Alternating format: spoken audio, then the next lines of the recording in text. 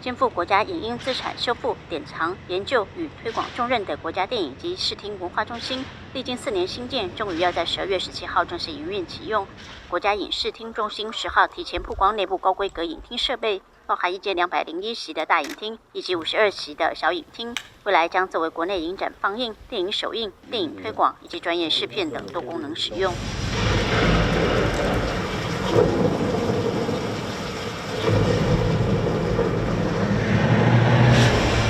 新影厅不只使用4K 高规对比雷射光源放映系统，在声音上更使用最先进的杜比全景声系统，可同时传达多达128个声道的声音资讯。另外，也邀请金马音效大师杜笃之贡献多年经验，让每个声音颗粒细节都能清晰呈现，让导演、制片、录音师最初想和观众沟通的声音都能清楚还原。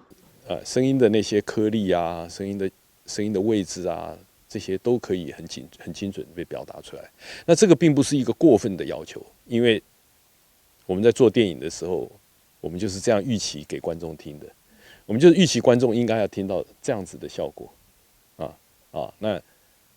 但是很多电影院其实做不到。国家影视厅中心董事长蓝子蔚强调，国家影视厅中心强调典藏修复，就是希望还原当初电影制作最初的样貌，好好对待每一部台湾珍贵的影音记录，好好的对待每一部作品，让每一部作品都能够想讲的话，充分在这个环境中讲出来，其实是一个国家规格的影厅应该提供的基本服务。这也是台湾整个电影环境的进步。走过1980年代那种残缺的、听不见的、恶劣的一个观影环境底下，其实大家越来越迫切地感受到，我们应该有这样的一个能力，有这样的一个空间，有这样的一个应演的环境。将来，当人们好奇我们为何是现在的模样时，就带他们来看看你我的故事吧。